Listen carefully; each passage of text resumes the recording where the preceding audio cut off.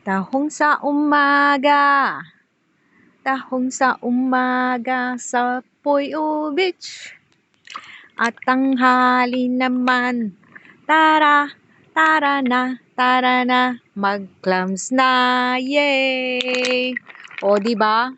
2 in 1 po ako ngayon. Tahong at clams. O, diba? Isang timba po yan. Busog-lusog na naman si amo ko. With matching crabs pa na nahuli ko. May isda pa sana kanina kaso na madulas nung natusok ko kaya pinakawalan ko agad. Yeah. Yay! Ay, ay, ay, ay, ay, ay, ay, ay, ay. Ayan ang tahong at ang clams. Ito ang tahong, ang tahong. Yay! Kainan na. Masarap yan.